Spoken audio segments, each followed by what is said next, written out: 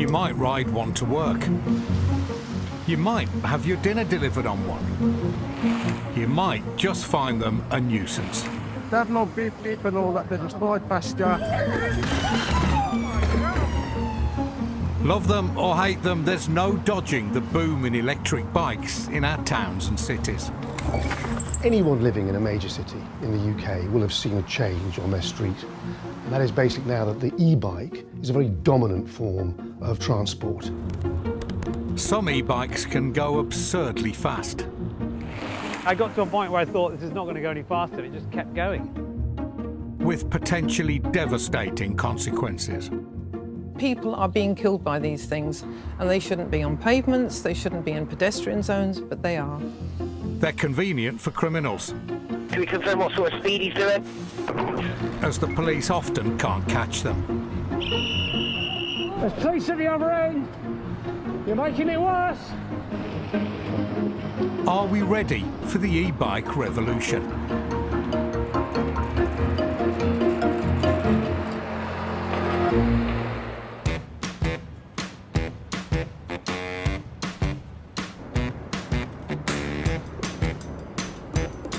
This is my first time on an e-bike.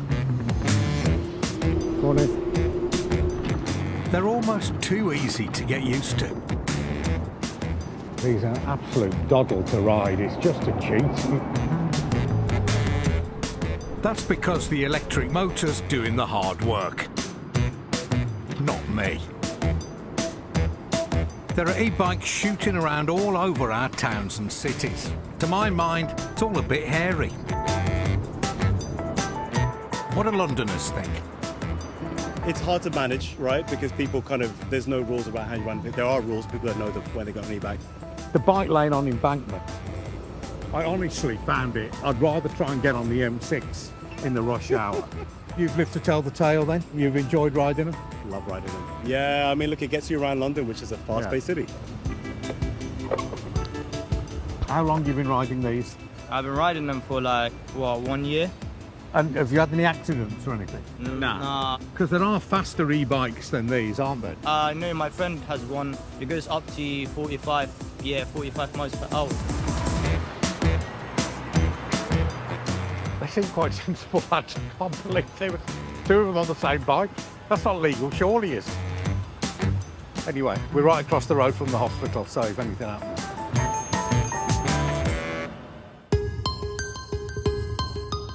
An electric bike, which can coast as easily uphill as it goes along the flat. Woo! 40 years ago, e-bikes were the future of travel. You'll be able to see that the motor engages on the front wheel. Now you can see it works in the air. Let's see if it's any good on the ground. Here we go. Whoops. Well, the motor at the front... These early models were clunky and powered by heavy car batteries. Today, the tech's much better. This is a switch bike. This is a switch bike. This is a switch bike. Whether they're flogging conversion kits or brand new bikes, these slick ads are trying to get us all e-biking. More than 1 million of us have got one. You can turn your push bike into an e-bike for a few £100s. Or spend thousands on a top-of-the-range model. And if you don't want to pay for one of your own, in many UK cities, you can rent one. I think one of the barriers to cycling for the longest time was if your route's too hilly, or you're going to get too sweaty, or it's too hot, then why would you ride a bike? Why would you want to arrive to work when you need a shower and there's no shower at work? And e-bikes fix a lot of those problems. Councils across England have spent close to £750 million over the last 4 years on things like cycle superhighways, traffic calming and low traffic neighbourhoods, encouraging us to use bikes and e-bikes because they help cut carbon emissions. Local authorities are obliged to meet the UK's net zero target. They are trying to do it by getting vehicles off roads. They're trying to do it by improving public transport and public transport ridership, improving things like active travel, so walking and cycling. It has transformed our street and it has changed it in some ways for the good, there's little doubt about it, but in other ways it has presented a problem for the pedestrian. And that change, I think, is catching a lot of people out and it hasn't fully been thought through. That's what some people think here.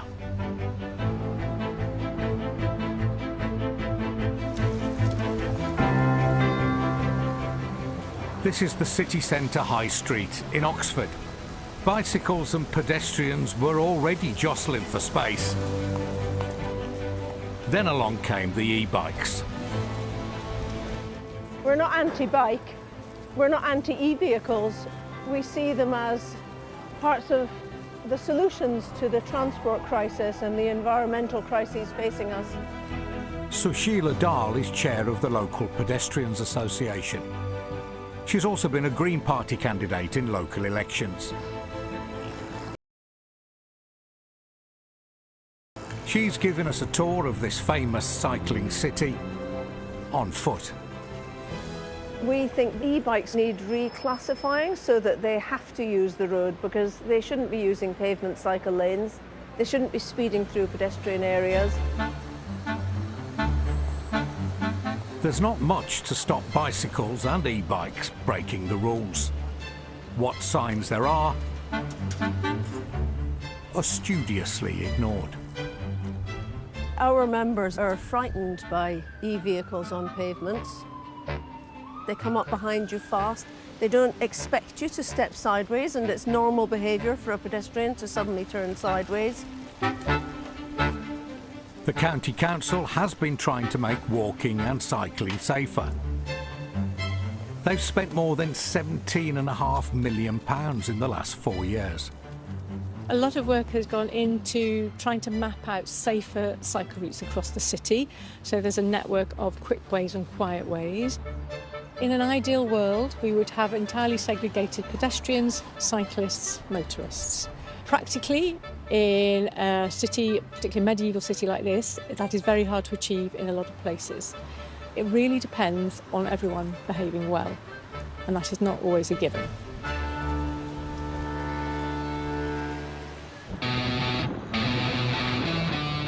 No, it's definitely not a given. Some e-bikes, and how they're ridden, are frankly terrifying. To be legal, the motor should cut out at 15.5 miles an hour. But some of them seem to be going a lot faster than that.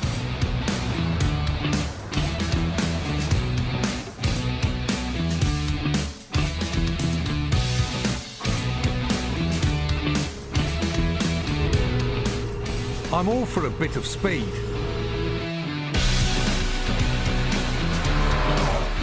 But I'm just used to something a bit bigger.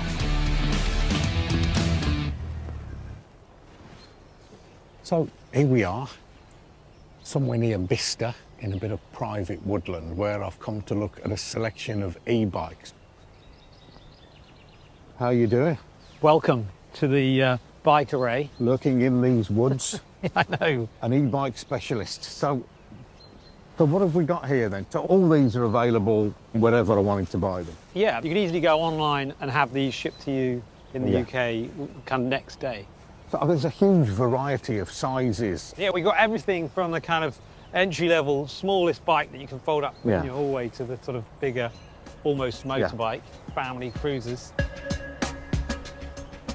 The law says you've got to be at least 14 to ride an e-bike. And for it to be road legal, it can't have a motor more powerful than 250 watts. And that motor should only work while you're pedalling, not by pressing a button.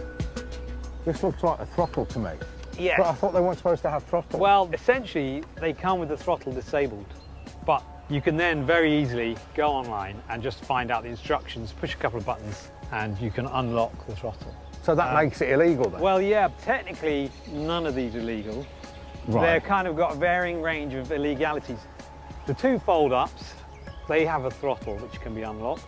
The commuter bike, you can actually unlock the top speed, so it will go faster than the legal limit. This very big motor says 250 watts, which is the legal limit. It's much more powerful than that. If you can't beat them, join them. Time to have a go. I don't have to wear a helmet to ride it? No, you don't, but I would recommend you do. Do you want to try with the illegal throttle switched on or off? Let's try off. Okay. All right, off we go.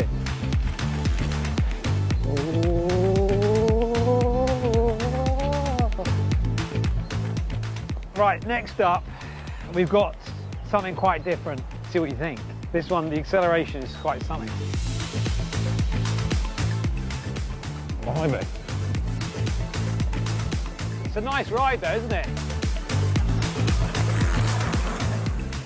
Even these expensive bikes feel a bit flimsy to me. I wouldn't want to hit a pothole at top speed. I'm torn between thinking, blimey, this is fun. I wish I had one of these when I was a kid, to thinking, a bit dangerous in the wrong hand. But the brakes on that one are much better, so they're hydraulic. And Yeah, it does just stop as well. properly. But that's the point, isn't it? But if you're on a moped, you've got to, you've got to have a registration plate, you've got to be insured. On this, doing exactly the same speed, you don't have to wear a helmet, you don't have to have any insurance or anything. When they're so close to each other in speed, it seems bonkers. I think that's true. Like probably if you compared that to a 50cc moped, there's not a massive difference in power. Finally, do you want to have a go on the mothership? But no, honestly, I don't think I do. This one scares me a bit. Go up there. Come on then. Show us how it's right. done. This bike's been lashed together using a kit bought online. Just how fast can it go? Okay, we're going to move out of the way and you Okay, just show. stand aside. Firing it up.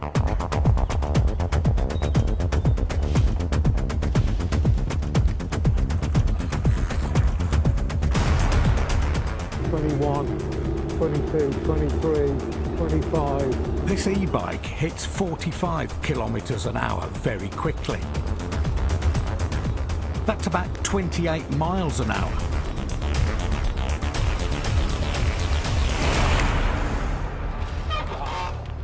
Well, what have you got to say for yourself? That was at a ludicrous speed. I got to a point where I thought this is not going to go any faster. It just kept going. On that, no disrespect, that was great. That was too dangerous. I regret doing it, but I just wanted to see how fast it would go, and it went much quicker than I felt comfortable. Anybody could buy this kit, and you can turn a nice, sensible bike into something quite dangerous.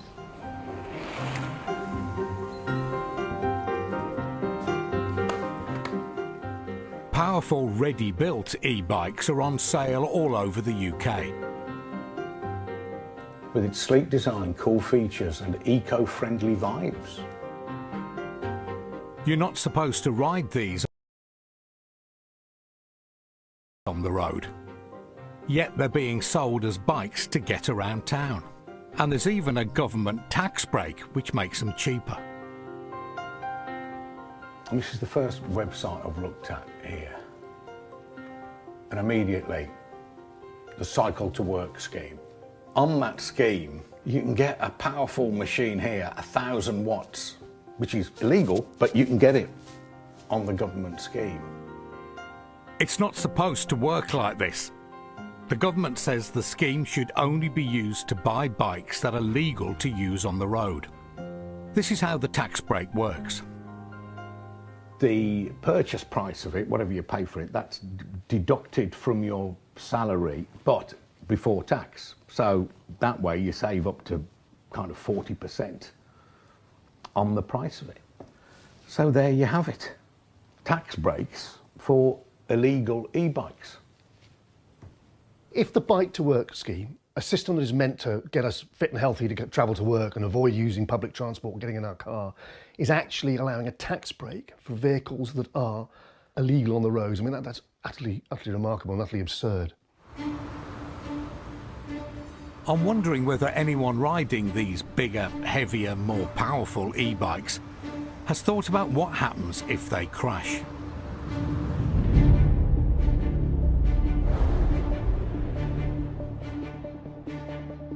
In Switzerland, the traffic cops were so concerned that they teamed up with an insurance company to find out.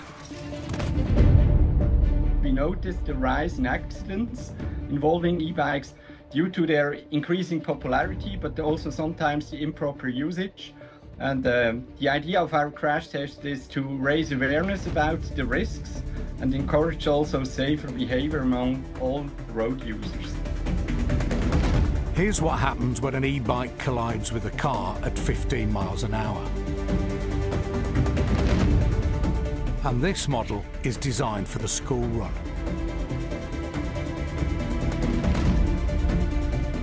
The common injuries we see for the riders are head trauma or broken limbs and also internal injuries. And for the pedestrians, we see often severe hip, knee or leg fractures. No surprise the injuries are so severe. E-bikes, after all, are bigger, faster and heavier than normal bikes. If we have an accident, it is pure physics. The vehicle is heavier, so you have more momentum, and the injuries might be as devastating as if you have a collision with a car at a certain speed.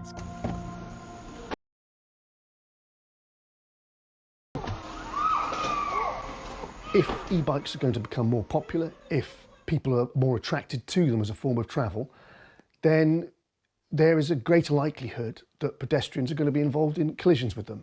The most likely people to be injured by bikes and e-bikes, but particularly e-bikes, are usually either the elderly or the young, the most vulnerable pedestrians.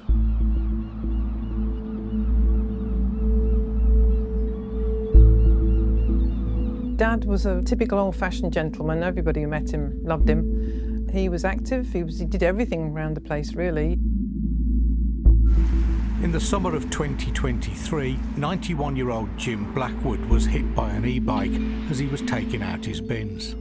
Dad had come out to put the recycling on this edge of the pavement and coming back from the edge there, and literally he got taken out. My mum suddenly shouted upstairs, "Christine, quickly, Dad's fallen." Gone running out, couldn't see him anywhere. There was a big e-bike lying in the driveway. He'd been hit by a man riding his e-bike downhill on the pavement. He'd come all the way from up there. I mean, it's a long, gradual hill, and I don't know how fast he was when he went through there. And then he managed to get up and staggered over to the gate before I found him. At first, Jim's injuries didn't seem that bad. Initially, all we saw was a scrape on the face and a bloodied finger, but it turns out that he had a small bleed on the brain, and the accident had damaged the artery to his left kidney.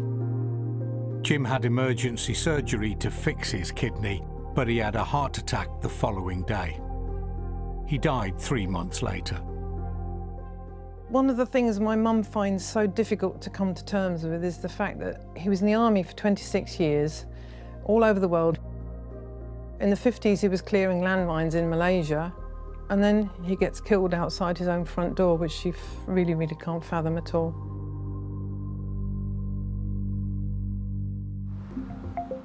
We've been trying to find out how many people die due to collisions with e-bikes. It's not easy. There were 189 people killed or seriously injured by bikes in 2023 across Britain, an all-time high. But the government stats don't distinguish between regular bicycles and e-bikes. It means that policymakers may not know to what extent e-bikes are posing a threat to pedestrians, and they're not getting the full figures and the full facts. Police have told me that it feels as though their hands are tied, and the relatives of those people who have died from collisions involving a bike or an e-bike also feel that they're being let down.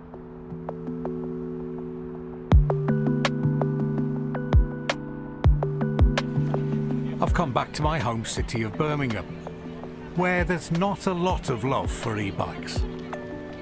I think they're very dangerous. It's even, they go on pavements where people walking. They're almost like electric motorbikes. They're very dangerous if they could knock you flying. Where most people on bikes will go slowly around people, they tend to go fast, and there's no, you can't hear them because they're electric. So before you know it, you're almost being hit by something. Last October, the council looked at stopping all forms of cycling in some parts of the city centre at busy times. They now say it might not come to that, but they do want to do something about bad behaviour on bikes. A lot of people think they know who's to blame. Now the food orders that go on the e-bikes, they're a pain in the arse because they don't give a shit. They have no beep and all that, they just fly past you.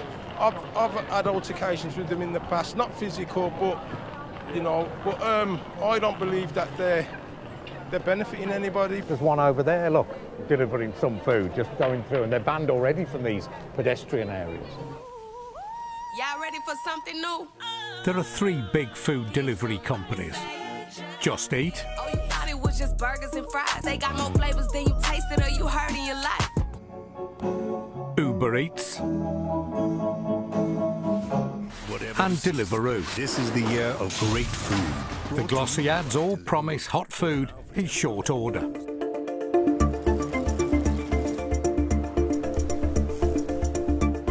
Hungry Brummies spend £53 million a year on getting their grub delivered. That's a lot of e-bikes. It doesn't look to me like many of them are legal. Take that bike over there, outside a well-known international burger chain. We've just looked that one up on the internet, and it is no way it's legal. It's got this huge wattage, maximum 750 watts or something. It's miles beyond what's legal. I wanted to speak to some food couriers. Josh delivers for all the big companies. Uber Eats, Deliveroo, Just Eat, do they check the bikes? Are they absolutely sure that everyone's riding legal bikes? I believe Deliveroo does at the moment. When you register your account, you have to send them a picture. So if your bike doesn't meet their standards, they will decline you. But I think a lot of other companies could do the same as well. There's no spot checks that you know? They used to do spot checks, but now you don't see it. They do need people out here checking bikes, because that would make a big difference. Food couriers don't get a steady wage. They're paid per trip, so speed's essential. More trips means more money. Luke worked for Just Eat and Uber Eats until a week ago. When I started, it was quite good. I was earning a decent amount each week. But as time's gone by, I've noticed more and more riders. It feels like every time I come to the centre, I see a new face. Yeah. And so there's too many riders, which is annoying everybody. It annoys the riders because there's not enough work to go around. See, the thing is, Just Eat have a limit on the amount of couriers out at a specific time. Uber and Deliveroo have no such limit. Do you think it's causing a safety issue around town with so many riders? Oh, definitely. All 3 delivery companies told us they take safety seriously and train their riders. They also say they take action if riders break the law or the company's rules.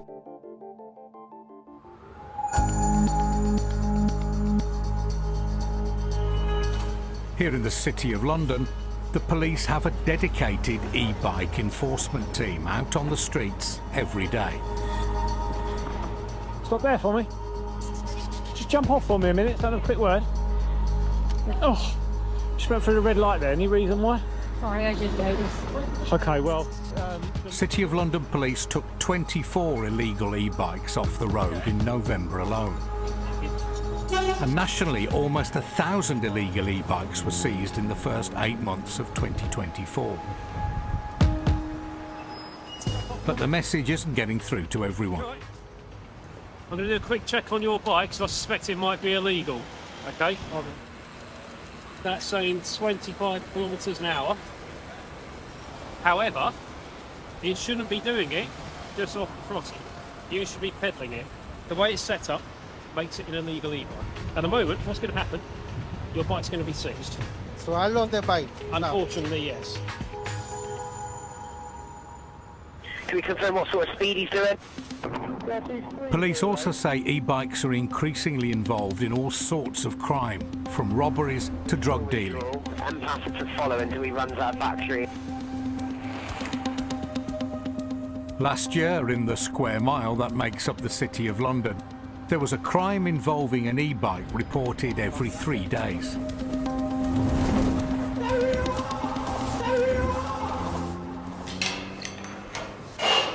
Which one do you want to go for? Get that one out. Yeah, sure. At the station, officers show us what they've taken off the roads. And that'll probably do. Stu picked this one up last week.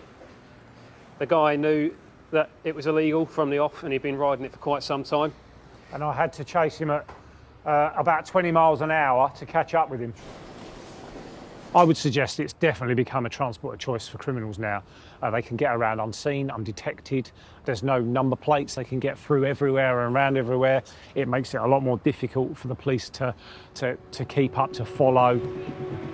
Back on the streets, a food courier is spotted speeding on a suspected illegal e-bike. Directly opposite you, next to the 35 bus delivery bike, black jacket. Just about to do the wrong way, yeah, I got him. Sergeant Ford gives chase.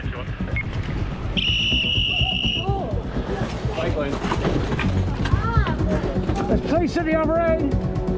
You're making it worse. The courier gets away because he's on an e-bike with a throttle.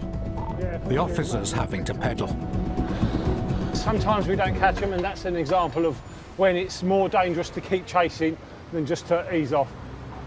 Gutted. I'm absolutely gutted with that. We asked the government how it plans to tackle the boom in e-bikes. It told us e-bikes must work safely for everyone. That's why it's giving local leaders greater powers to control e-bike rental schemes, as well as working with police to tackle antisocial use of them in neighbourhoods. With the government spending millions on getting more of us out of our cars and onto bikes, e-bikes are here to stay. But some pedestrians, cyclists and car drivers are asking for tougher regulation. What it needs is someone in government to take a proper look at it. What will probably do it will be the death of a young child or something that will just encapsulate the public's imagination, make them feel as though that's enough now, and then the government will have to act. I think a significant part of the answer is going to be segregated, dedicated infrastructure. If you go to the Netherlands, you go to Sweden, there is a accepted culture around those places that bicycles and e-bicycles stay in dedicated bike lanes, and everybody kind of works within that assumption. I think if you try and blur those lines, then that culture breaks down before you've even got it started.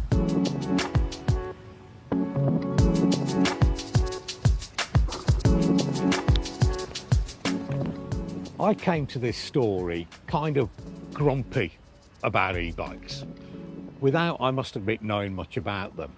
Now, though, I can really see their value. They're a good thing.